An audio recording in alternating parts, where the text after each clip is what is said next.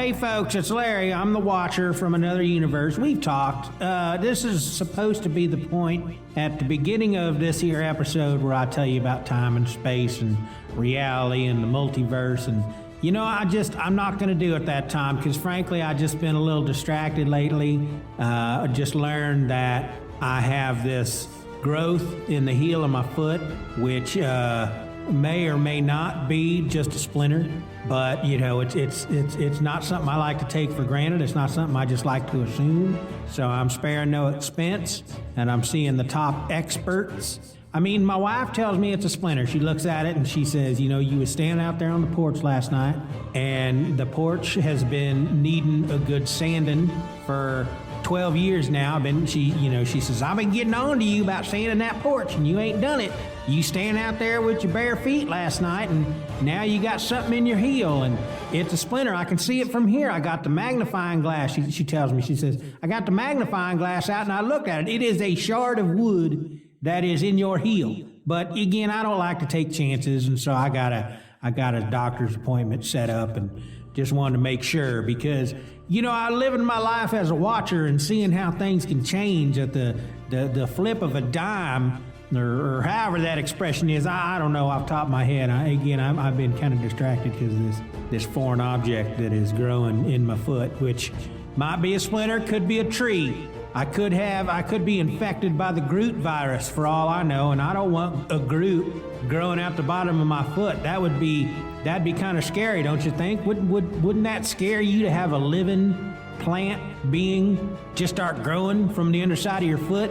Just in case, though, I've been favoring the other foot. I try not to put any weight down on that heel, just in case it's some kind of sentient being living in the heel of my foot. So anyway, I'm not sure why I'm taking up your time talking about it.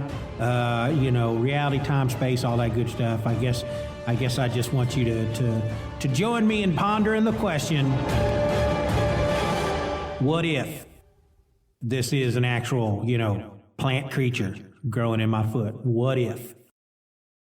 I suppose some kind of herbicide might be something to look into, I think. Do you think maybe we should look into some herbicide? All right, I guess not. Anyway.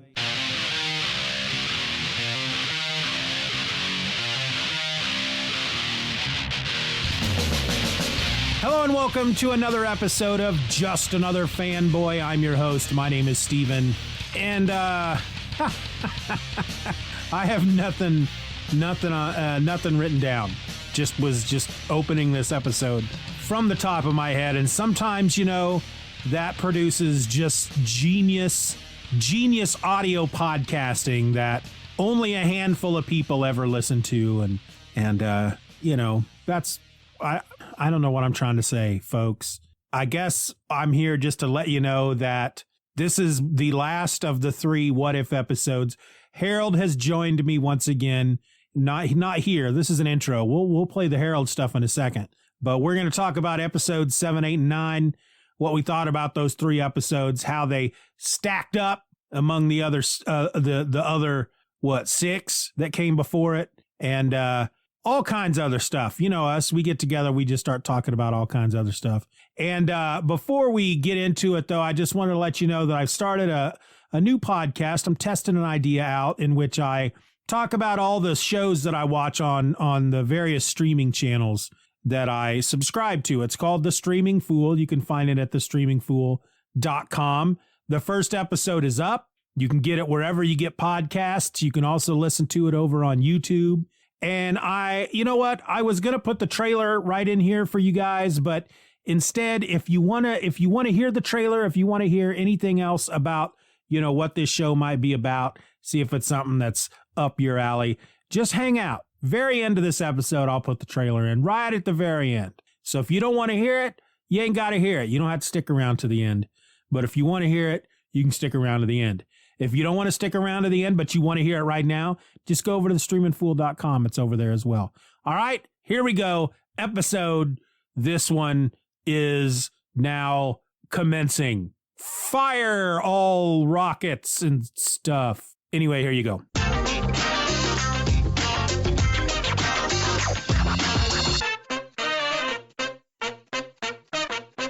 All right, so we are here to talk about episodes 7, 8, and 9 of What If, joined once again by Harold C. Jennett III.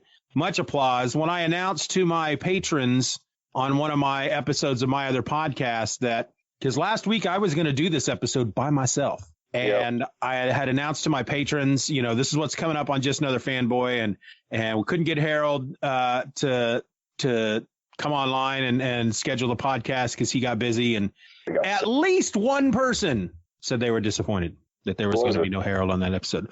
But still, I persevered, and I said, to heck with him. And I sat down, and I literally started the episode. I got about 4 minutes into it, and I was like, this sucks. This sounds like crap. I can just tell. So I stopped, and I talked about Deadwood instead. And I thought, I'll just see if Harold can if we got some time this weekend, which is the weekend we're talking about now. And here we are. We are here. So what did you think about these last 3 episodes? In relation to the rest of the series? Okay, if we're talking about like an average, if you took all 3 scores and averaged them out, then this is the best 3 together. Agreed. But that's averaged because of the last 2. Yes. I hate the Thor episode. The Thor. Let's talk about that one because I thought it had its moments. All right. So episode number 7, which landed on September 22nd. It's entitled "What If Thor Were an Only Child?" After feeding. That's where we're at.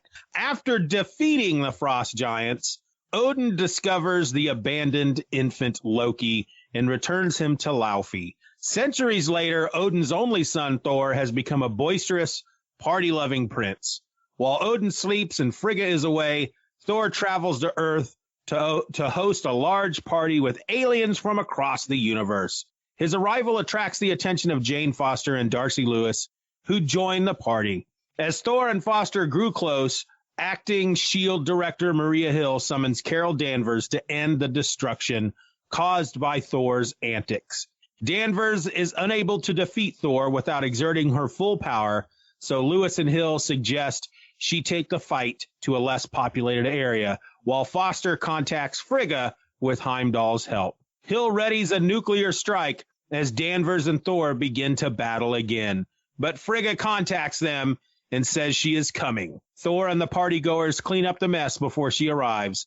Later, Thor asks Foster out on a date, but is interrupted by an army of drones led by Ultron, who is in Vision's body and possesses all 6 Infinity Stones.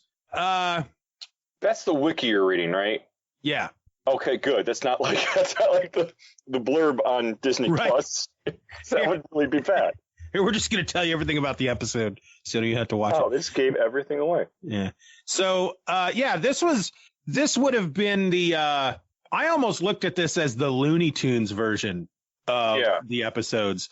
There were moments in the episode where Carol Danvers is beating on Thor, and you just get these close-ups of his face, and every time she hits him, and he goes, "Oh," and "ooh," and his face stretches out. That was kind of irritating me because I didn't think it was very funny, but that's just me. I thought the episode was very funny, but that was just I just thought for some reason it was a little annoying. But that's just a very nitpicky. That's a Harold being irritated by silly things thing. Yeah, it had Howard the Duck in it. It did, and he married Darcy. He did. That was great. I kept It's funny because I kept like stopping trying to. At first I was like thinking, okay, if Loki's not around, I tried to go through the whole timeline of the Marvel MCU, like what would happen without Loki. I'm like, well, first this wouldn't be effective, but I had to stop because I wanted to pay attention to the episode. But like I've been trying to like figure out like why does this it's making it Thor like the way he is because he never had to like go to Earth and step up, and because didn't Loki talk him into doing the thing that got him cast to Earth in the first place? Yep. To like learn his lesson. Okay, so that's how that's what I was trying to figure out. Is like, well, how did this make it different that he's a party guy now? Yeah, it's that, and I also chalked it up to because I mean Thor was on the border at the beginning of the Thor movie. He was slightly like that. He was almost there. He was a step away from becoming party Thor. Yeah. But they talked in the episode as if growing up without Loki is what turned him into this, because Loki kept his life interesting. And I guess I can kind of see that, like maybe without Loki, he just grew really bored growing up, and partying was the only thing that excited him at that point. But yeah. I enjoyed Darcy in this episode. I really enjoyed that scene where Darcy is talking to Captain Marvel, and Darcy's just firing questions at her. She wants to go to work for her. Do you need an intern? I could be a cat wrangler and blah, blah, blah. And finally, Carol's like, Darcy, you're at an 8 right now, and I really need you down here at a 4. That was pretty funny. I feel like Darcy was not utilized very well in the second Thor movie. Like, I feel like whoever directed and wrote it didn't know what was funny about her, but tried to make her funny anyway. Yeah. And I feel like this episode was back to the old Darcy again. Yeah. She's really good in WandaVision. Yeah. Yeah. Yeah. If you know how to use her. If you're only using her to tell jokes, that is one of the things that's great about her, but that's not all she does. Yeah. And if that's all you're using her for, you better make dang sure the jokes are good, Yeah, exactly. Because even with the jokes, some people, they the same way Captain Marvel said, you're at an 8. They constantly have her full speed making the obnoxious, not obnoxious, but they have her at this level where with the first movie, there's parts where she's a normal person once in a while too. There's levels of it, and they just make her funny all the time. Every line's got to be the funniest thing ever. Yeah, Darcy just has to be on all the time. Yeah. And that's not the case. So what were some of your favorite moments? Oh gosh, I'm trying to remember. It took me a while to realize this was a comedy episode, straight up. After I'm like, oh, okay, this is not meant to be serious at all. Because at first I'm like, why are there aliens? Why? There's a party. But what did I liked it when he wanted everyone to clean up because his mom's coming. I'm trying to remember. I like the party scenes. I just liked how Thor acted like he's basically a frat boy. Yeah. They even refer to him. I think Carol Danvers refers to him as a mega frat boy or something at one point. Yeah. Yeah. I actually liked Captain Marvel in it. I wasn't a huge fan of the Captain Marvel movie, but for some reason I liked her. I liked her in this. Gosh, I feel like maybe I should have watched it a second time to remember all the stuff. All right, let me throw some of my fun moments at you. Yeah, that usually gets me started. I enjoyed when they're all partying there in France, and we see that the Grandmaster is basically DJing the party, and then suddenly the music stops and the Grandmaster's just release the foam, and then all the foam drops on everybody. And the Grandmaster was really funny in this. There's a moment when Thor stops the party, says his mother's on the way, and the Grandmaster and the woman with him, I never remember her name, comes rolling by on those little scooters, and he's like, we're out of here, but we're taking the scoots with us. And they teleport up into the ship. But one of my favorite parts is when Frigga finally makes it to Earth, and Thor's standing there in front of a chalkboard, and everybody's sitting cross-legged in front of him, and they're all having lessons. And that just cracked me up. Frickin' Volstagg is sitting there cross-legged with a little book open, and he's like, everybody say hi to my mom. Not just Asgardians. Yeah. That was good stuff. I liked Loki. He was with the scroll saying, now do me. Now do this. Yeah. You guys really get me. I liked Loki and his ice brothers, his ice bros.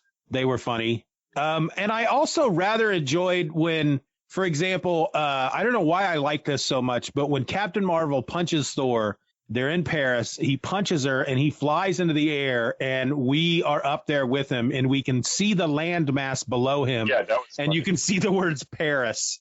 And then he flies across the channel, and you see United Kingdom, and he lands there. For some reason, that's the moment where I said, oh, this is kind of like a Looney Tunes episode. Yeah, exactly. I'm like, this isn't supposed to be serious at all. Yeah. So this is great. That's where I did like Captain Marvel in this. I like the Captain Marvel movie, but I think the way she's been used since, showing when the end part of Endgame, when she shows up at the big battle, and her in this episode, and she shows up in the 8th episode. I really like how they've utilized her since. She's like just this freaking powerhouse, man. She just shows up and just kicks all kinds of butt. And at first you're watching this one and you're thinking, well, she's kind of on par with Thor.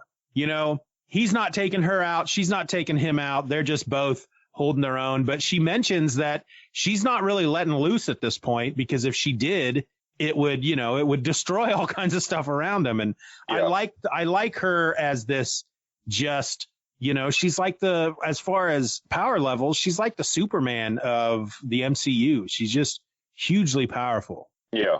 I dig that for some reason. Anything else we want to say about this one? I was so confused when Ultron showed up, and I forgot that I told my son he can go ahead and watch them ahead of time.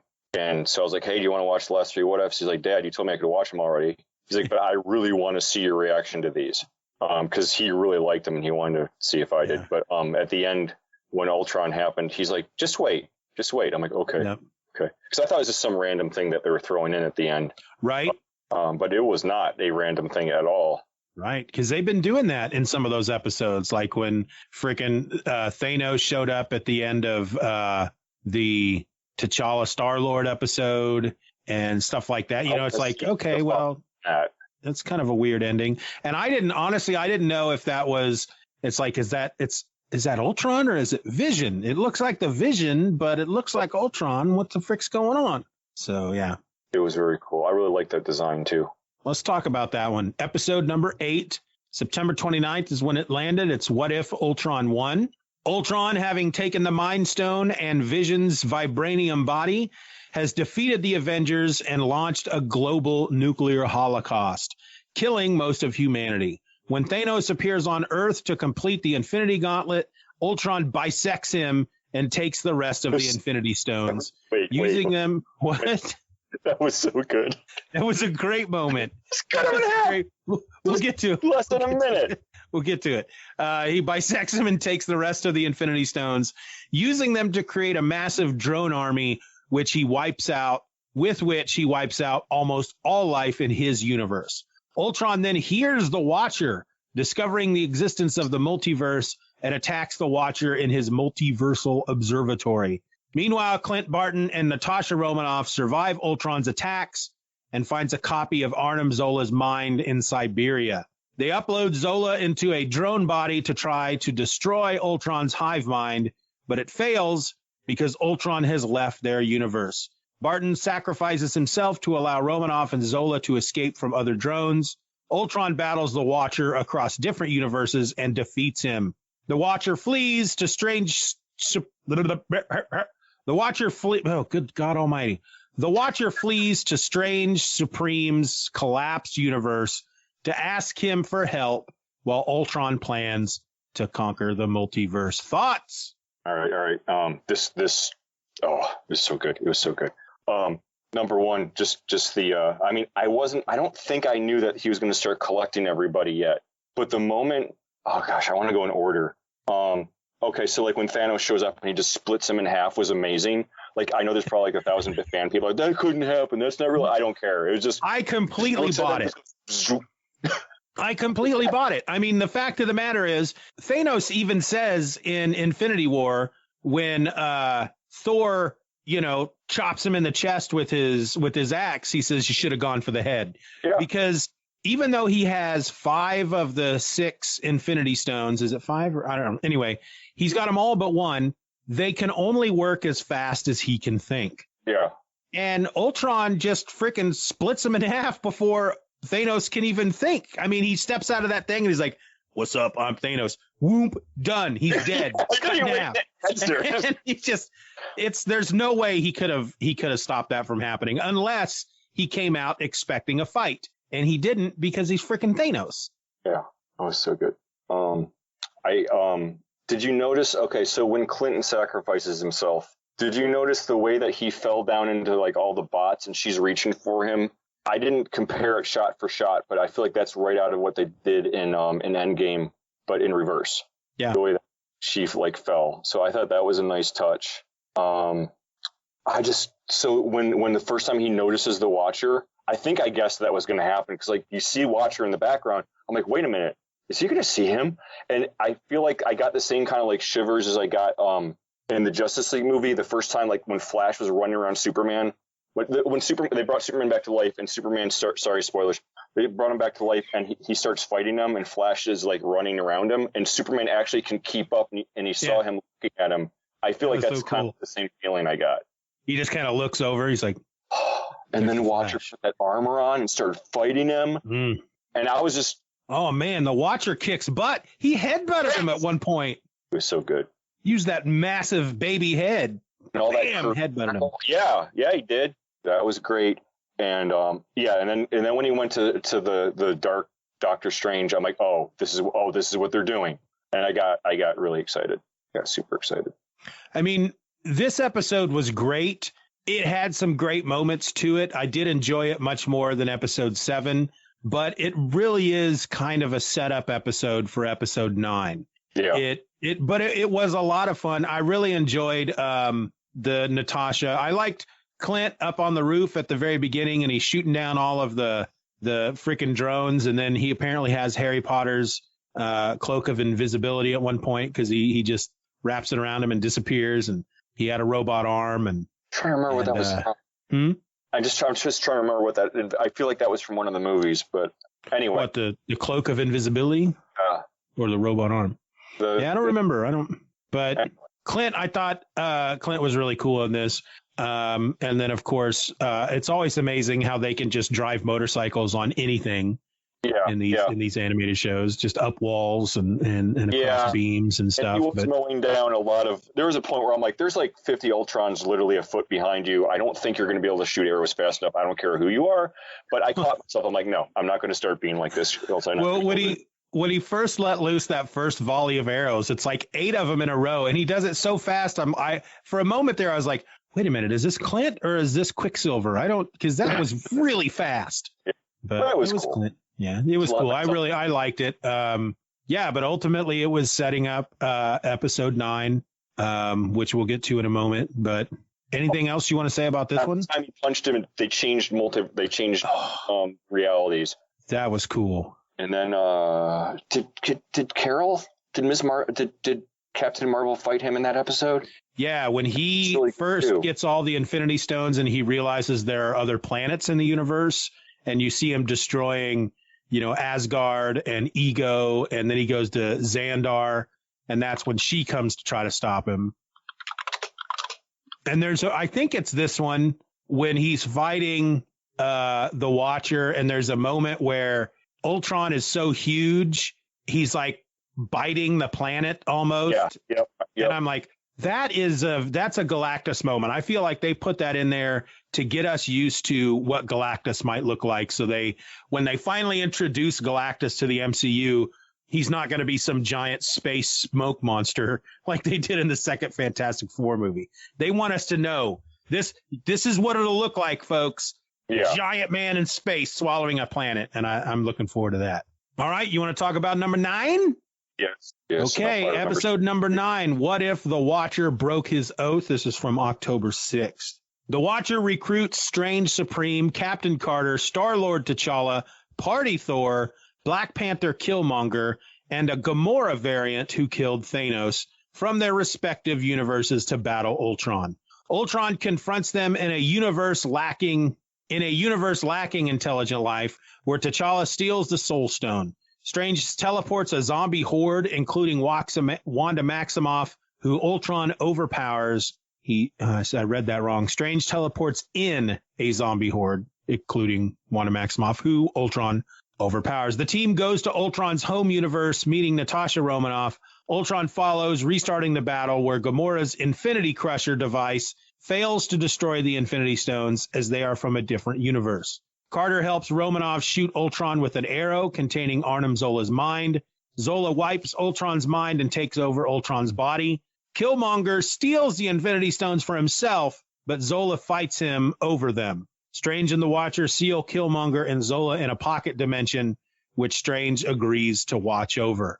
The Watcher returns Strange, Carter, T'Challa, Gamora, and Thor to their respective universes. Romanoff refuses to return to hers, so the Watcher brings her to one in which the Avengers candidates were assassinated, where she helps defeat Loki. In a mid-credit scene, Carter in her universe's Romanoff discovers the Hydra Stomper armor with someone inside. And this one, if I believe, was like 45 minutes long or something. Yeah. So this was, can you agree, the best one of all of them? Yeah. Oh, when he starts choosing them, and Oh, what did that remind me of? It was just really cool. I like the name. What was it? Guardians of the Multiverse. Guardians. I just want that to be an episode, like a show now. Yeah. I think Thor was perfect because you needed your funny guy. Yeah. And that was perfect. I love the level of power Doctor Strange had when he multiplied his hammers. Oh, that was so cool. I cheered so many times, and then like he just dumped all the zombies on him. I'm like, oh, that's where the zombies coming from. And then Wanda showed up, and what else?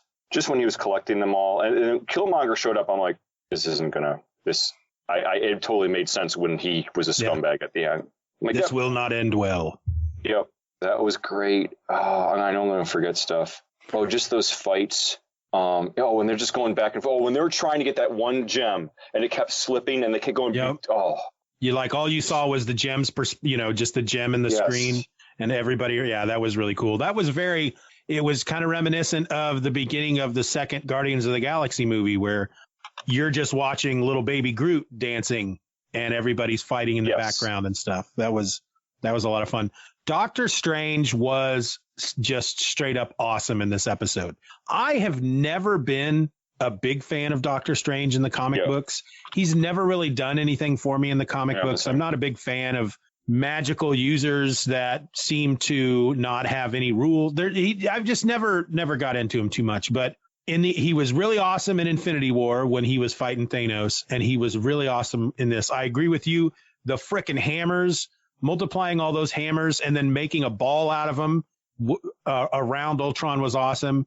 And when he opened that portal and all those zombies poured out of it on top of him, that was freaking sweet. That's what I liked about him in this. It's like sometimes he was taking the fight to Ultron, but other times he was just enhancing the other heroes. Yeah. He put those spells on the heroes to protect them, but then he would do stuff like Peggy jumped at Ultron and he added a bit of mojo to her shield. So when she hit him, it really hurt, and then stuff like that. For me, he kind of made this episode for me. Yeah. Doctor Strange did. He was really awesome. And I think for me, not being a big fan of Doctor Strange, I think that's why I liked him so much, because it was such a surprising bit of joy. Yeah. Oh, and then when Black Widow and Peggy both had a shield and they just kept hitting them back and forth. That was, as you were talking about that episode, I found a site that was talking about like 8 different like Easter eggs from the last episode, and I'm like, oh, I forgot about this, I forgot about that. But yeah, the shield. Just when she got that shield, I think that was from What's the Crimson? Red what's Guardian. Her dad's name? Yeah, Alexi, that was his. Red Guardian. And then they were in the warehouse. He's like, "You ever seen Raiders of the Lost Ark?" And that's funny because I was just thinking of that scene from Raiders of the Lost Ark. I'm getting behind. I liked T'Challa, Star-Lord. Like he was like the level-headed guy, but it kind of like added a little bit of humor and kept everyone kind of grounded. Yep. Oh, okay. I'm going back and forth now. And then the last episode where the Watcher wanted him to open that box so badly, and he wanted so badly to like interfere, but he just wouldn't when they're in the warehouse. Yeah. But anyway, sorry. Just that one right there. Just that one. Just do it. Yeah. But yeah, that is, oh gosh, what else? Yeah, I liked how they enhanced him with that armor. I see your boy behind you. Huh? There's a boy behind you. Oh yeah. He's playing Smite. He's playing video games from within the house. Yes. Harrison, what did you think of the What If episodes? The last 3? They were very good. Okay. You wait in. They were very good. I'm a teenager. They were very good. I really enjoyed the choosing as well, but my favorite one was Thor, because he couldn't get Thor to stop fighting long enough for him to hear that he's been chosen. And so then he just picks him up and Thor just is screaming. Yes. It was so good. I forgot about that. Well, Thor was really good. It's kind of weird that a character like Thor seems, for me anyways, not for everybody, but for me, he seems to work best when he is kind of funny. Yeah, I don't like it when he's super serious and throwing out the Asgardianisms. Yeah. I don't know. I kind of have found him boring in the comics unless someone has to write him really well. But yeah, I think he works better as humor, personally. That's just me. I'm trying to think of what else. The zombies showed up and they used the gear thing on him and didn't work because it was the wrong. Oh, another funny Thor moment when they're on that planet where there's no intelligent life and they're fighting Ultron and they get the stone and one of them basically says, Watcher, so he can open up that portal, and they all jump through, and Thor's the last one to jump through, and he jumps backwards into it like he's jumping out of a plane, and he goes, woohoo, as he's jumping through. Yeah. That just totally fit his character. Just the way he did that just cracked me up. I don't think anything annoyed me in that episode. It was so good. I love that lance that Ultron carried with him, and he had that, what was the cape? Did he just make that, or was that Doctor Strange's He just cloak? made the cape. Okay. Yeah, he made the cape with his armor. He was very much like a frickin' knight of medieval time with that cape and armor and helmet and lance and everything. I want action figures of that stuff. Yeah. Come on. They'll put them out. They will. Yeah. They will. And I liked it when Star-Lord's like, come on, cousin, you shouldn't be doing this. And what did he do? Did he save, Did he go back and help Chris Pratt at one point? Not Chris Pratt, but like the original Star-Lord. Yeah. I know he went back to that's how it ends with. Well, that's when he's collecting everybody. He's there. Oh, he was saving it. You go, to save Chris, the Peter Quill. Yeah. Yeah. That's right. I liked how Peggy got to get Steve back the same way that I feel like it was similar to how like Bucky was being kept. Yeah. Yeah, because she doesn't have a Bucky, so Steve would be her Bucky. Yeah. What was the Avengers team that ended up happening, the world where Natasha came back? Like, I really like that too. She got to go. That's from the second. Is it the second episode where Ant-Man kills a bunch of the Avengers? I think it was the third. Yeah, it was the third. Yeah. I just trying to remember. I know Captain America and Captain Marvel were two of the people that were the new version of the Avengers, but I remember there are other people in that like quick scene where they brought her back, and now I want to like find it on YouTube or something. Yeah, now that you mention it, I am a bit confused about that because I thought Thor was there and he was one of them. But he didn't. That Ant-Man killed. What, did he? He was, because there was a coffin with that hammer. Yeah, with the hammer on it. I mean, because that's why Loki came to Earth, was to avenge the death of Thor. How did he kill him? How did he kill him? That's weird. I can't. Well, you'll have to figure that out. I'll look it up while you keep talking. But the Gamora character, I don't know if you remember the first episode we did when we talked about episodes 1, 2, and 3. I had mentioned that there were supposed to be 10 episodes in this season, and they could only do 9 of them. Well, apparently her story was supposed to be one of those 10 episodes. Okay. And that's so why I'm like, I don't remember this one. Yeah, that's why she just kind of came out of the blue. I don't know what her story was supposed to be. Apparently she's the one that killed Thanos in that universe, and Tony survived, which is weird because he's died in every one so far. But that one looked interesting. Hopefully they'll revisit that maybe in season 2. Yeah. When Thor went to get his hammer, he got shot with an arrow. When he went to get his hammer at the base, when he would beat up all the shield guards and he wanted to get his hammer back, and he was about to lift it, and Hawkeye had his arrow on him. That's right, because he didn't have his powers at that point. And that's why Loki came to attack Earth in the first place, because his brother died. But I swear I saw him when he drops her off at the helicarrier. I know that we see Captain America, unless that was and a Nick Jane Fury, Foster. of course. But I feel like we saw Thor. But maybe I'm just remembering.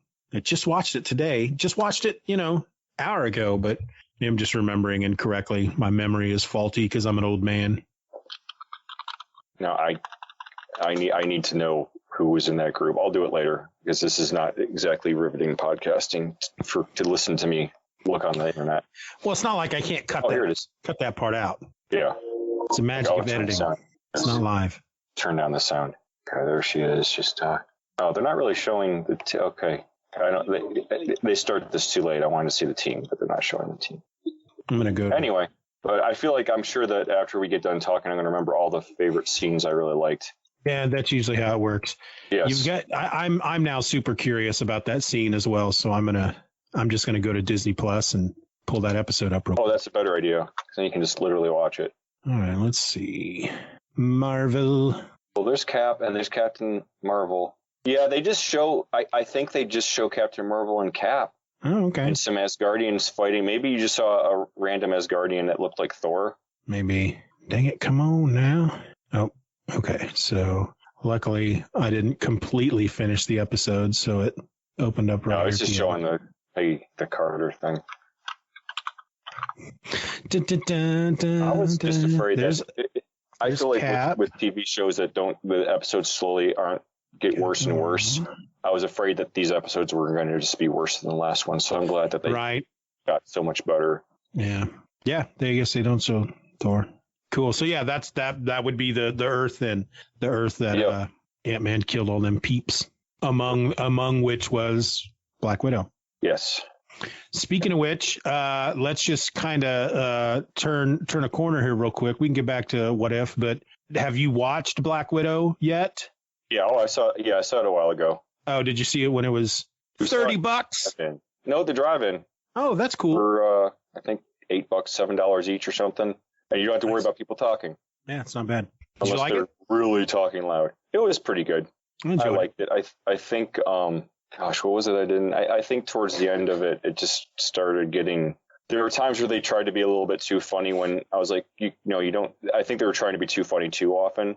Like, I liked the humor, but I think there's some times I'm like, you could just do this without cracking a joke. Like, they'd have like a nice serious moment and then kind of ruin it with a bad joke. Yeah, it's like, I mean, Iron Man being the first Marvel movie and it having funny moments kind of set the precedent, I guess. But I think Thor Ragnarok really kind of changed things. And I think that almost seems to be the goal now. It's like, got to get in some funny moments when we can, because that's what people expect out of us now. But the thing is, people like, I can never pronounce his name right. The guy that directed Ragnarok. Taika Waititi.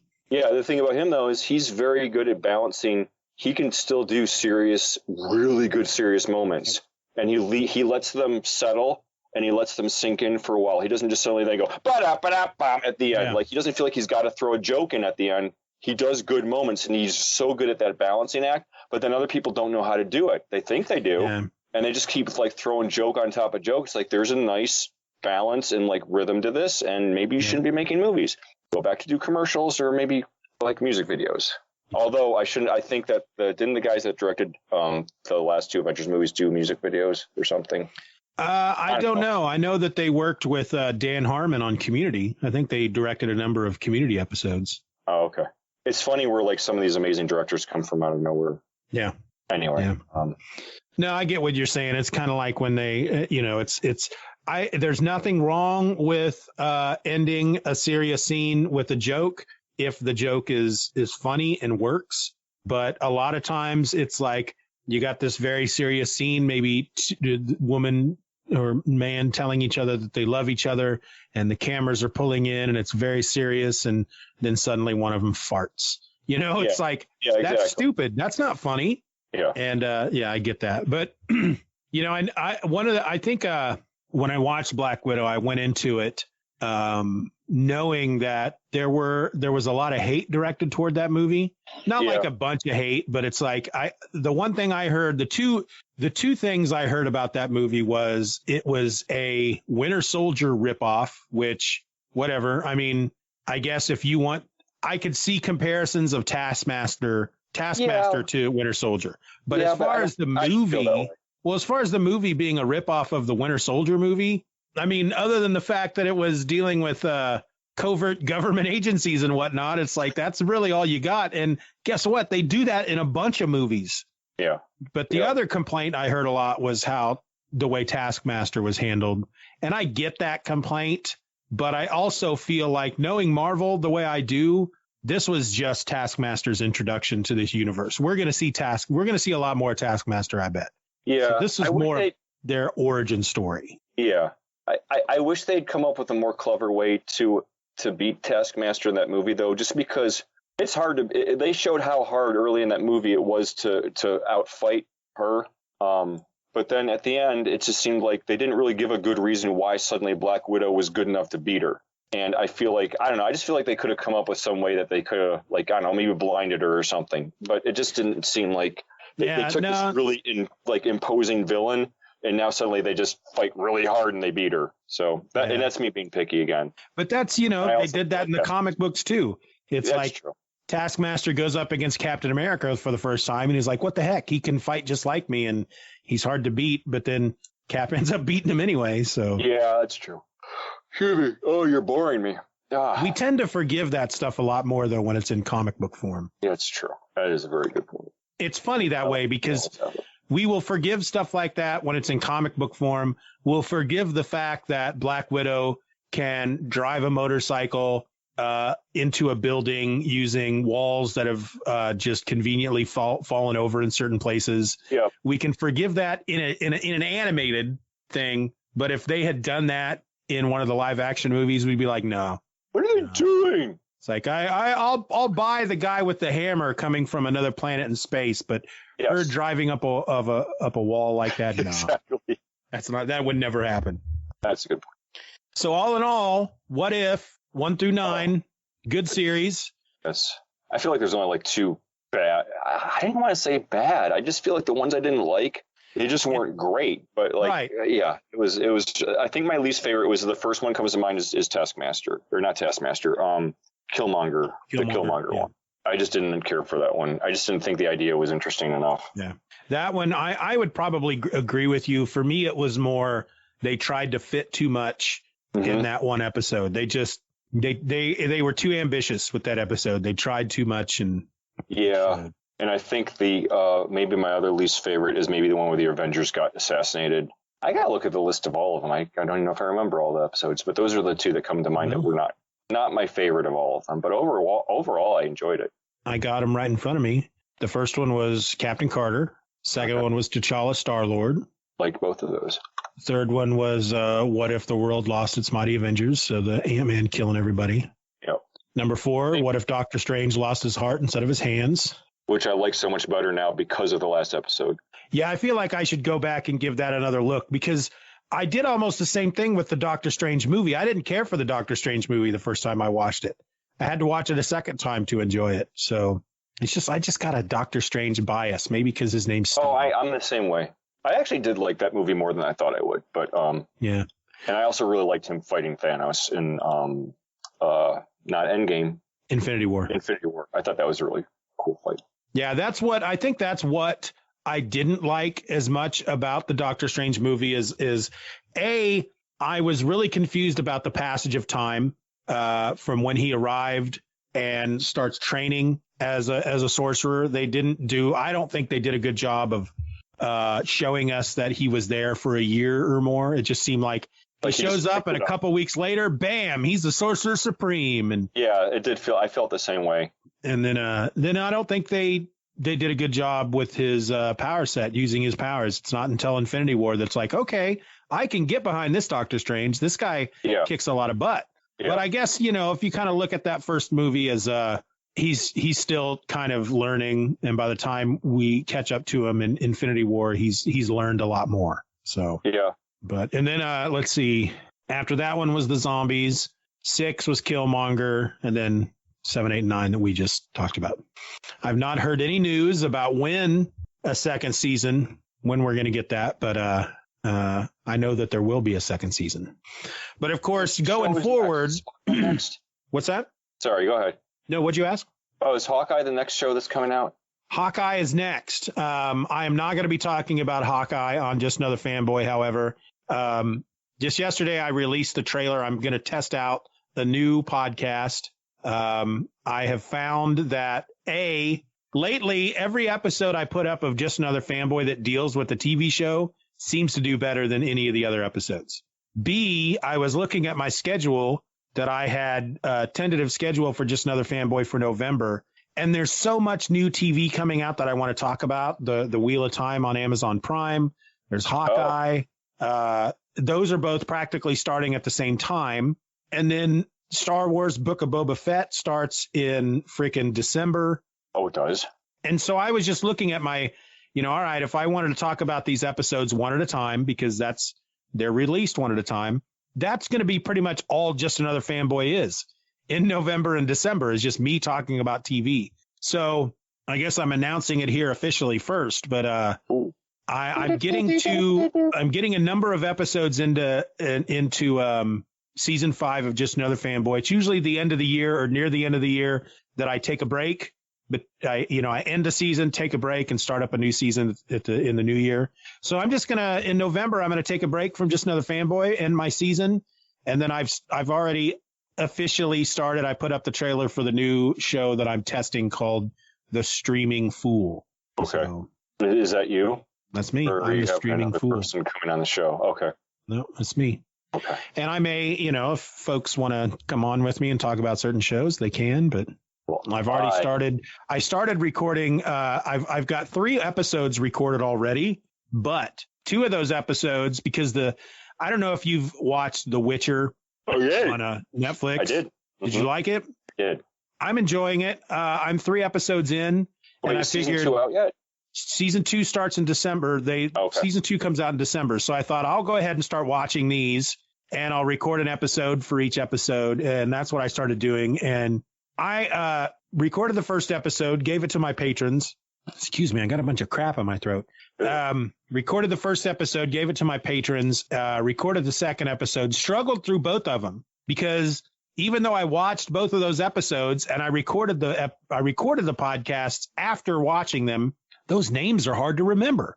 Oh yeah. And I Especially look at them, fantasy shows. Yeah, I look at them spelled out, the episode descriptions, and I'm struggling. So I've decided to just hold off on those and scrap those 2 episodes that I recorded, and I'll just watch the whole season. Mm-hmm. And then maybe after that, go back and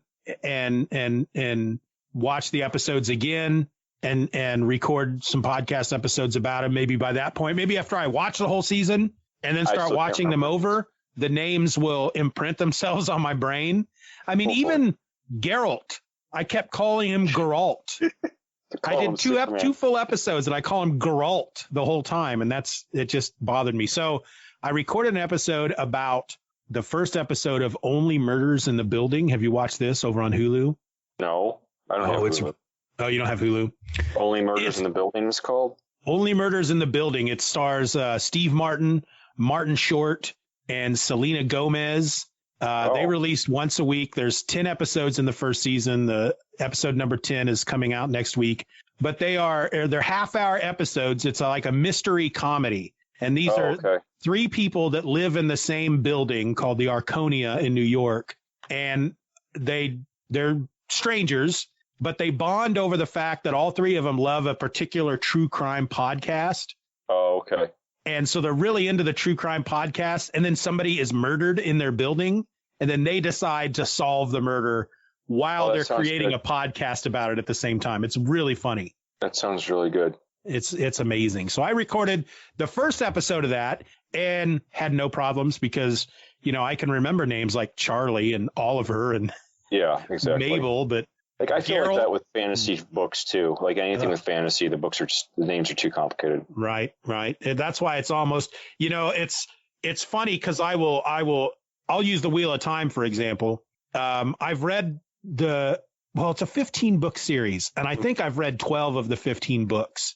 And probably 7 of those 12 books I've read at least 3 times.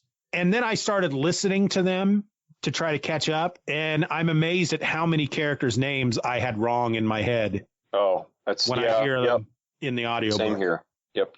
So it's funny. I was going to wait until this upcoming Friday and do an episode for my other podcast for the patrons, since I gave them the episode where I talked about The Witcher. I was going to explain to them, just forget about that. I'm scrapping that one, but I guess I announced it officially here. I have trouble with those names too. Yeah. I get it. And just, it's like I kept wanting to say, because the first time I said Geralt out loud, it sounded like Garrett. And I'm like, no, that can't be right. So I started calling him Geralt. And then it's Geralt. Yeah. That's Superman, right? Oh, yeah. Okay. Yeah. He's good in it. I think I described him, though, in the first episode as he's got 2 notes. He's either really angry or he's just like a block of wood. Yeah, I agree. He's just like, I must kill the monster.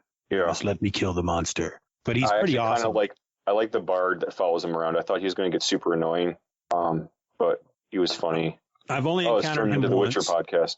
Yeah. Well, like I said, I've only watched the first 3 episodes. Oh, you haven't? Okay, so you haven't. I don't even know if you've met him yet. I have. He was in the second episode. Okay. Yaskier, if I'm even pronouncing that right. Who knows? But yeah, I really liked Henry Cavill. It's like when you watch the first episode, there's some slow moments in it. And of course, the first time you meet him, he's fighting a Kikimora, and that's pretty awesome. And then he's just like, I'm a Witcher, and everybody's mean to me. And he just seems kind of boring for a while.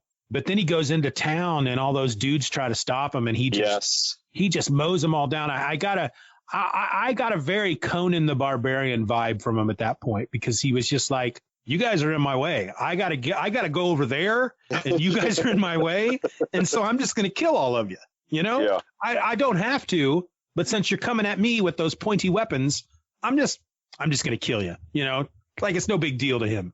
Yeah. It's gonna kill y'all. If anything, it's an inconvenience. Like, don't make me. But I was quite shocked before I recorded the first episode when I was looking up information about it to learn that the stories, you know, his story, and then the little blonde princess girl, her story, and then Yennefer's story were all three happening at 3 different times, like 30 years apart. Well, that, and I read it. I guess I shouldn't call it a spoiler. I would have liked to have been surprised by that by watching the show, but I got a little bit too impatient and looked up like Wyatt, and then it said, so it got explained to me, but I didn't know that. And I guess if you were someone who had read the books, you would have known that. You would have picked up on it. I actually have the first book, and I keep meaning to read it. I read like the first few pages, and it was good. But I got to finish what are there, 8 episodes, I think, in the season, and then there are 8 more for season 2. So I got to finish the season, and then I'll think about recording episodes. It is not too long. So I started watching Walking Dead all over again. I don't know. Have you watched Walking Dead? Oh, yeah. Right. I watch it on Netflix, so I'm caught up through what's on Netflix. Is it up to 9 on Netflix? I don't know. Okay, I don't know. So for some reason, we're taking a walk, me and Harrison and his mom and my wife, and I don't know, Walking Dead got brought. I'm like, you know what? Harrison would love Walking Dead. I quit after Negan because after first showed up, because it was just too harsh. I was so mad.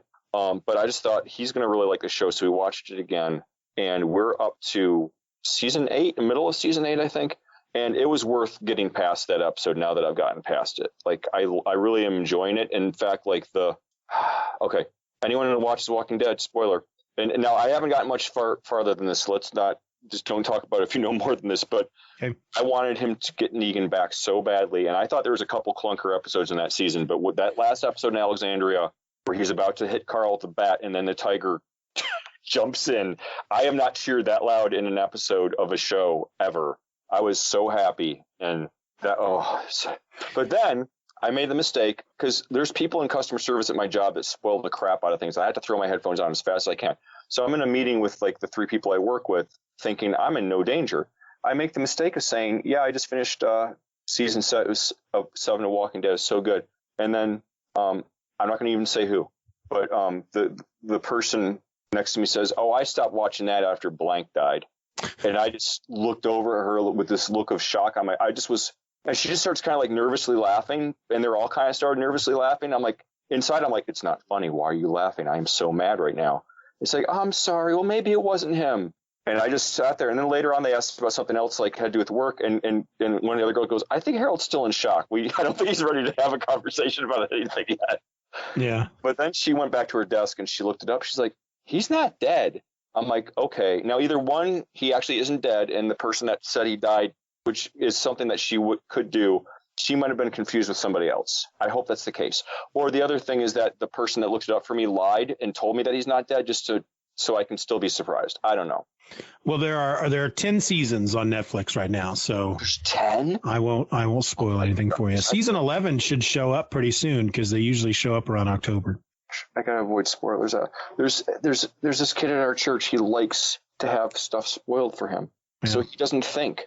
And he'll like he's behind us in Walking Dead, but he'll walk into the room when his dad's watching the most current episode, and he'll just like watch for a couple minutes. I'm like, I can't fathom that. I'm a spoiler. I'm not going to ask you who this person was talking about then, because if at this point you're not quite sure, then I don't want to confirm or deny anything for you. No, don't. No. What I think happened is, and again, anyone that watches The Walking Dead, please stop listening. I think she was thinking of Glenn. I hope she was thinking of Glenn. Yeah. But I mean, without spoiling anything, I will say that I almost walked away during the whole Negan and Survivor storyline because it just seemed to go on forever. Well, after he killed Abraham and Glenn, I quit watching because Negan was such a scumbag and laughing about it and calling like Lucille his thirsty girl, and but you know what? Later on though, he's kind of my favorite. He's kind of like hilarious other times, like when the slightly overweight woman in Alexandria, he offered to go to bed with her, and she slapped him, and he goes, "I am 50% more into you right now." He's very much like that in the comics. I haven't finished the comics yet. I started those over not that long ago, and I mean to finish them. But yeah, he's one of those characters in the show that after a while, it's like I kind of get tired of those bad guys that are kind of so crazy that, you know, somebody shows up to try to kill him and then they stop him and they're like, dude, I love that about you, that you tried to kill me. That makes you more exciting. I think you're awesome. And it's like, yeah. That gets me and Harris were somebody like, when Carl popped out of the truck, he shot like 3 of his men, and Negan walked up and was like, he's right there, shoot him. And Carl's like, shoot him. Like, we were so mad. Like there's been so many times someone could kill Negan and they didn't, up to where we are. Anyway. And then, okay, so my favorite character is King Ezekiel, I think. I really liked Herschel. I think King Ezekiel's my new favorite. So the tiger just died. Yeah. I was so mad. I think I was more mad about that than about 90% of the people that have died on the show, maybe 100% of them. Yeah. Now Ezekiel's just bummed out and not being King Ezekiel for now. Maybe he's going to cheer up, but I just loved when he gave speeches, and he's my favorite so far. I like him, and I like the dude that hangs out with him with the big axe. Jerry? Yeah, that was the foster dad Shazam. Oh yeah, that's right. Yep. Yeah. Yep. He's great. So apparently, is DC Fandom going on this weekend? Today's Apparently. the 16th, right? Yeah. I guess I could watch that since I'm a member of the DC Infinite crew. Are you enjoying it? Do you like it? DC Infinite. You know, it's funny. 2 weeks ago, I was gonna cancel it, but just recently I started. It's like their newest crossover event, Infinite Frontier, is currently going on, and those books have just started to show up on the app, and so I started reading those. And I have to admit that the new books I'm reading from DC compared to the new books I'm reading from Marvel, I'm reading more quote unquote new books on the DC app than I am over on the Marvel app. I'm just enjoying them a lot more. And the newer stuff. Yeah. I'm enjoying the new Batman title with James Tynion IV. I think I cannot remember the name of that artist on it, but he is so good. Okay. Nightwing with Bruno Redondo and Tom Taylor is just one of the best comic books out there right now. What? Anything Tom Taylor writes for me. Oh, I love Tom Taylor. He's my favorite. He's really good. That Nightwing book though, and they're just getting ready to release. They've been showing previews of Nightwing's new costume, which looks pretty much like his old costume. There's just a couple of small tweaks to it. But Nightwing is one of those characters that I could have given a crap about. I've never liked Nightwing. I just didn't give a gosh darn crap about. Okay. And then I started reading his Injustice books and then the Deceased books. And of course, Nightwing's appearances in Deceased aren't very long, but really enjoyed him in those books that Tom Taylor was writing. And then Bruno Redondo is just such a phenomenal artist. I just love his stuff. Love it. It sounds familiar. I think I'll probably know what you're talking about it once I see it. Did you read Tom Taylor's Suicide Squad? No, I didn't. But I heard you told me it was very good. That's Bruno Redondo. I mean, anything he writes is very good.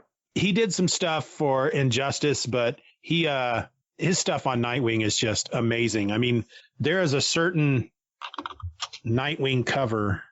I'm gonna find the number, and then I want you to look it up and look at the cover of it because it's amazing. Well, I'm looking up Suicide Squad to find the Bruno Redondo. Yeah. Okay, I'm gonna look that up. I don't know. I feel like I'm having a hard time enjoying newer books lately because they keep redoing things and having huge events, and I just read older stuff. I'm the grumpy old man telling new comics to get off my lawn. No, you know what? I totally get that. I am in a big sense the same way. And I think that comes from trying to read a lot of the Marvel books. Yeah. But for some reason, the freaking DC books have just been doing it for me.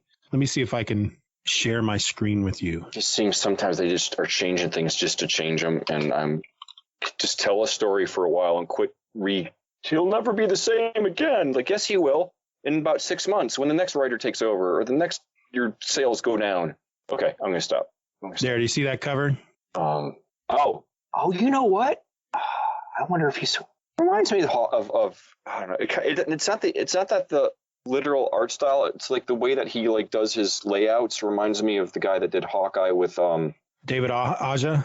Yes, it reminds me. Yeah, I totally see that. He's got kind of Bruno Redondo's got kind of this classic style. But yeah, I can see David Aja in there. If they got this in one of the preview pages. They don't. But I mean, this is I just love his art. I'm trying to remember if he's the guy that did the Grayson book with Tom King. I don't think it's the same guy, but it reminds me of him. No, they're not showing him as being an artist on that. So, Freedom Fighters. I keep meaning to read that too. I have so many. I keep buying. What do I keep buying? What are those huge Marvel books that the Epic collections? Yeah, I keep buying Epic collections, and I'll never keep. I could read that the rest of my life at this point because I keep getting them for like $7 when they go on sale. Yeah. I just ever since the Marvel Comics app, they did an update to it. Why am I not? Hold on. They did an update to the Marvel Comics app, so it no longer sorts books by time anymore. I can't go in and just say, "Let me see all the Marvel comics from 1972." I can't do that anymore. That was like one of the main things I did. I know it's the main thing I liked about it. And, I used to at least even be able to go, The Amazing Spider-Man. And I would see every Spider-Man appearance from his first to his most current in order. And they don't have that anymore. And it's annoying. That's no good. But I've got it for a year, so there's nothing I can do about that one. Yeah. That stinks. I wonder why they would change that. I don't know. Really disappointing. So the other thing is nothing to do with comic books or TV is I don't know how it happened. It's because I've been reading the Transformers comics somehow. So I started watching this YouTuber that talks about the history of different characters. And then I started seeing toy videos. I didn't realize how amazing the Transformers toys have gotten. I saw this one figure and I thought, well, this must be one of those figures where it's just the robot form and it's super articulate and doesn't transform. But then I looked through all the images and it totally transforms. And they're I know you're not as much into Transformers as I am, but the toys are so amazing right now. Yeah. The way that they transform are incredible. So that's what I'm kind of way too much into right now. I haven't bought anything. But. Well, I always dug the Transformer toys much more than I got into the comics as a kid. Yeah, they're very cool. Anyway, my wife is shopping with my daughter, and my daughter's at home for the week, and they're out shopping, so she keeps sending me texts of clothes that she's finding at the thrift store. Yeah. And I need to say yes or no, even though it's hard to tell by just a picture. I'm trying to find who this artist is on James Tynan's Batman, because he recently tweeted something where he's like, I'm running out of ideas on how to show Barbara Gordon sitting at her computer, Mm-hmm. Let's see, George Jimenez, because he put a bunch of different panels up that he had drawn of frickin' Barbara Gordon sitting at her computer, and they're just gorgeous. See if I can find them real quick. Jorge Jimenez is his name. Well, maybe he didn't put it up on Twitter. I'm looking through his stuff. Anyway, his Batman stuff is amazing. And when I first started reading James Tynan's Batman run, DC for a while there, and they still kind of do it, but it's like every other book, every other issue that came out, it's like they had 3 different artists on it. Yeah. And they were doing that a lot on a lot of those books at that time. And I was just like, all right, I'm about done with DC. That stuff kind of annoys me, but they've since changed a lot of that. And while this dude, yeah, Jorge Jimenez, he hasn't done. I'd like to have the same artist on it for a while. Yeah, and while this guy hasn't done every single issue, just the way this dude draws. Here, I'll share this with you. But the way this dude draws, it makes sense that he would need to take a break once in a while. There, look at that. That's the new Scarecrow. Are you seeing it? Are you even still there? Harold. I think we lost Harold.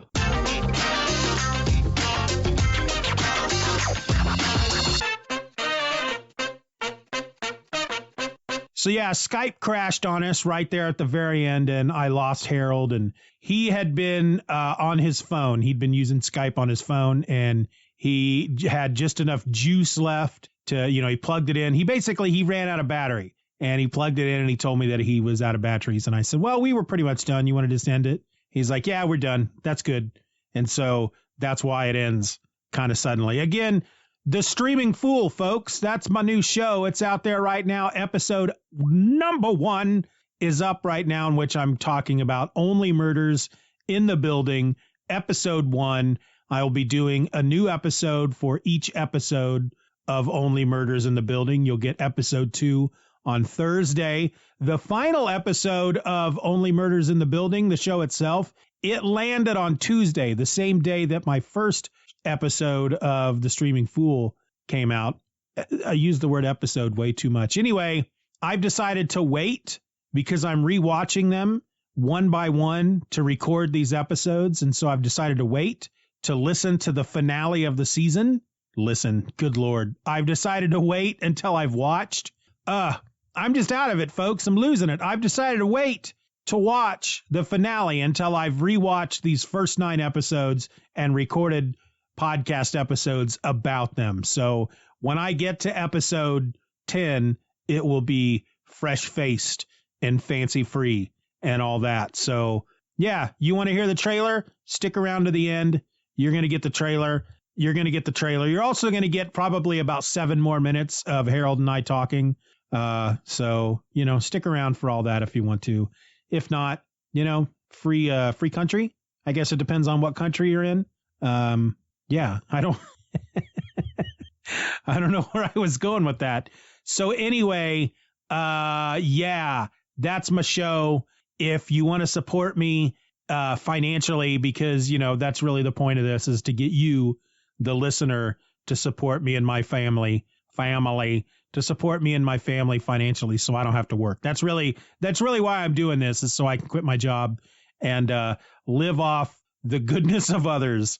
But, I'm only asking for $1 a month, folks. That's over at my Patreon, patreon.com/Stephen R. Orr. By joining up for just $1 a month, $12 a year, you're going to get episodes like this before everybody else. And you'll also get the special patron exclusive podcast called My Other Podcast, in which I talk about whatever the flip I want to talk about.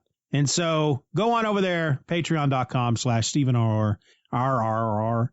You know what? It's R as in rutabaga, or Stephen R as in rutabaga, or link will be in the show notes. So don't worry about trying to write that crap down. And hey, if you want to take another step further and help support me, but this is something you can do very easily and will not cost you any money at all. If you're listening to this show through Apple Podcasts, why don't you go over there and rate the show? You don't have to leave a review. You don't have to write anything. You don't have to get creative. Just tap a star, 1 through 5, 5 being the best, 1 being the one that I urge you never to touch. Beyond that, that's the show, folks. I'll come back at you next week with some more content. If you haven't figured it out by now, we have moved the show to can't speak, don't speak. I don't know what I'm saying. Anyway, we have moved the show to Wednesdays for the time being. We will be wrapping up season 5 in a few weeks, but that's a few weeks away. So until then, my name is Steven, and I'm just another fanboy. Be nice to each other, please, because that doesn't cost you anything either. Out.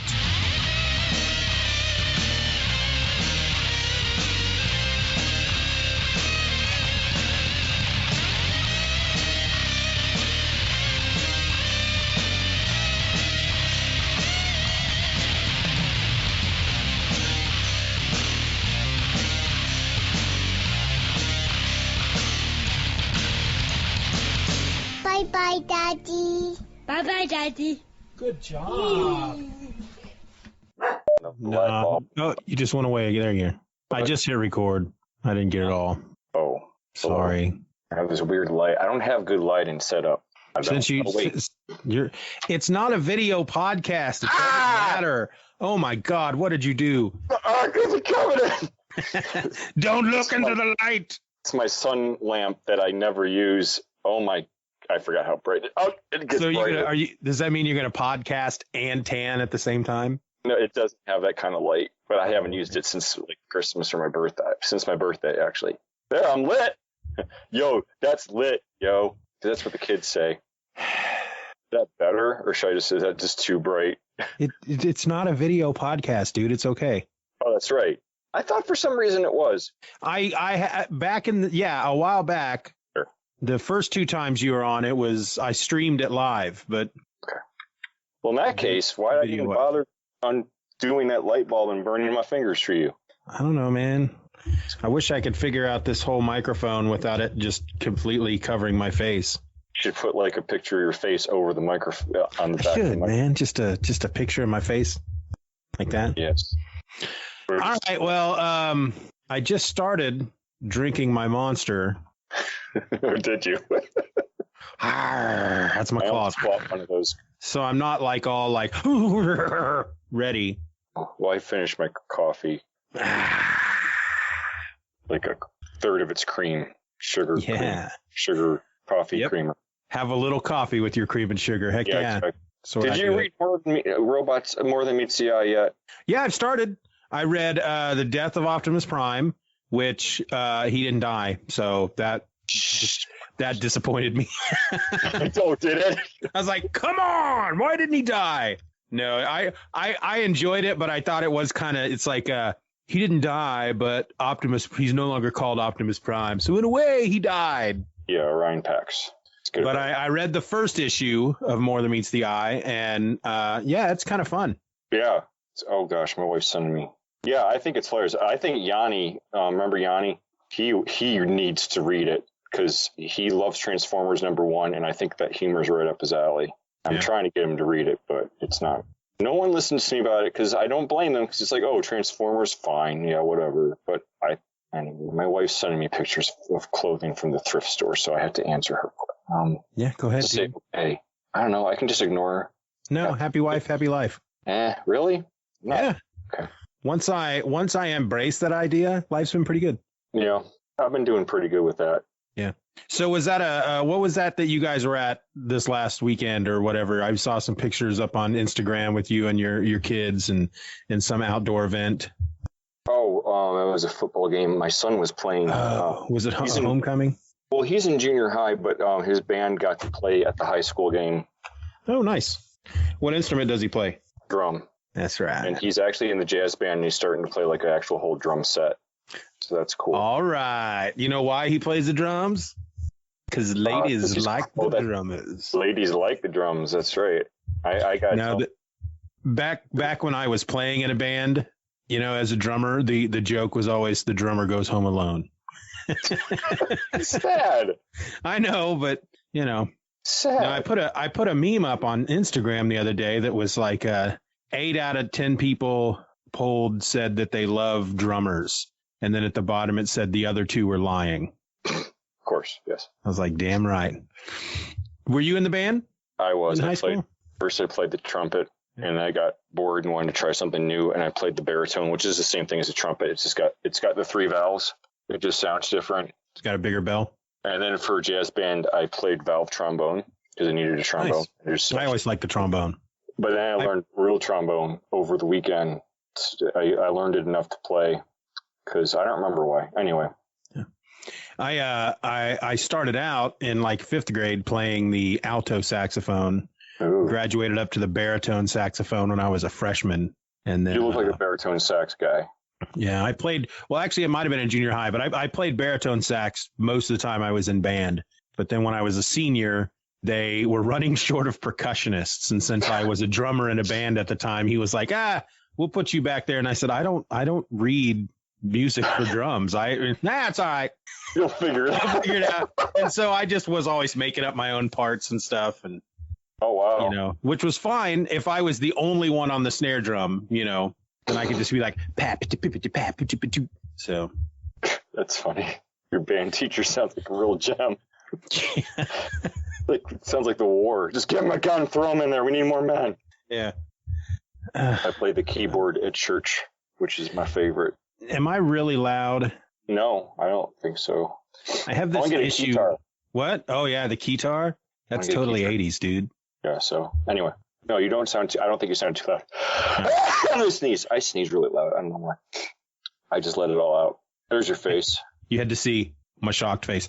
So just real quick before we get started, because even though we're technically recording, none of this is going in the episode. Aw. Yeah, well. Yeah. This is the good stuff. First off, I've been posting, you've probably noticed I've been posting almost daily the strips from Our Adventure Continues. And I'm doing it over on Twitter and Instagram. And I'm telling folks, like this post if you want brand new comic strips from Our Adventure Continues. You've been doing it? And I get more, I barely get likes on Twitter on anything that I put up. It's a freaking celebration if I get 3 likes on Twitter. And that first like is always me, because I like every post I put up. The first thing I do is like it.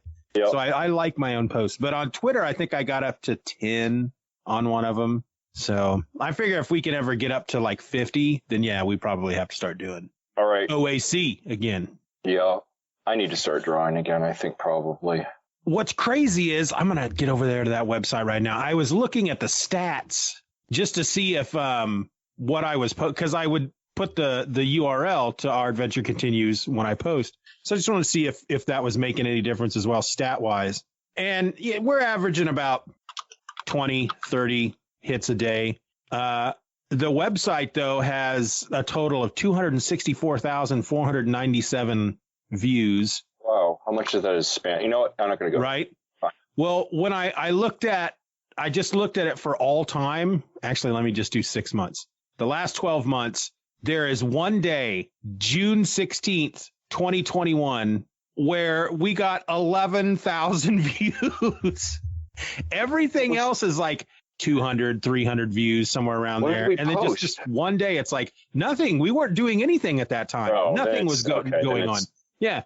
It's just like the spam bots just. I hate that. 11,743 views on that one day. It's just crazy.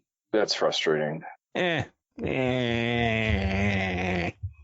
So I watched all 3 episodes again today, just before I had to take the dog out. And I have to tell you, 7, 8, 9. It just went up. For what? The What If episodes? Yeah, as much as my enjoyment of them. Oh, episode 7, episode 8, episode 9. You ready to start talking about him?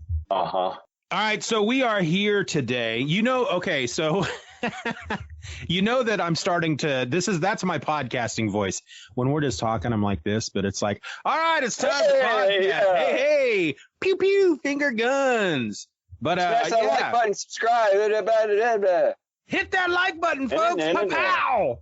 No, you gotta do that voice like this. That's more of this is more of the YouTube voice. Hey, check out my gaming content. I don't know if I can do that. No, please don't. There's too much of that already. I'm just hidden behind my mic, and I just feel uncomfortable. But we're on a video podcast. You just told me this. I know, but it's like I might as well just put a cardboard cutout of myself up and then just sit off to the side, maybe lay down. I can see your eyes. Yeah, but then you would fall asleep. I have to be more expressive with my eyes as we talk. Okay. How was that? According to a September 23rd, 2021 article from Business Insider, the best on-demand streaming channels are Netflix, Disney+, HBO Max, Hulu, Peacock, Apple TV+, Paramount+, and Amazon Prime Video. Of that list of 8 channels, I currently subscribe to 5. Hey Hey folks, my name is Steven, and I would like to welcome you to the trailer for my new podcast, The Streaming Fool. This is the podcast where I talk about all of the TV shows and movies I watch through all of the various streaming services I subscribe to. While I don't have them all, I currently subscribe to HBO Max, Disney Plus, Hulu, Netflix, and Amazon Prime Video. Though I'm not above subscribing to others here and there for a month or so, just to binge certain shows such as Picard on Paramount Plus and Wool whenever it comes to Apple TV Plus. So yeah, I'll watch what I watch, then I'll come over here and create an episode based on what I watch. I may talk about a show one episode at a time or one season at a time, depending on the show, when it was released, and how it was released. For example, coming up in November on Disney Plus is Hawkeye. Those episodes will be released once a week, so I will be doing a show for each episode once a week. Netflix, on the other hand, likes to drop entire seasons at once. With those, I may produce one show covering the entire season, or I may watch each episode as I can and produce a show for each episode as I go through them. With that in mind, I'm not going to have a set schedule other than a promise that you will get at least one episode of The Streaming Fool every week. Some weeks you'll get 2 or 3, maybe even 4, but when push comes to shove, you will always get at least one episode each and every week. That's all I got, folks. It's all pretty simple. The first episode is coming soon, and as the show proceeds, you can expect me to talk about The Wheel of Time, Hawkeye, The Witcher, Only Murders in the Building, and all kinds of other stuff. If you want to write to the show and tell me what you're looking forward to most in the coming months, or just recommend something for me to watch, you can send an email to thestreamingfool@gmail.com. So there it is, The Streaming Fool, coming soon. Subscribe now so you don't miss a thing.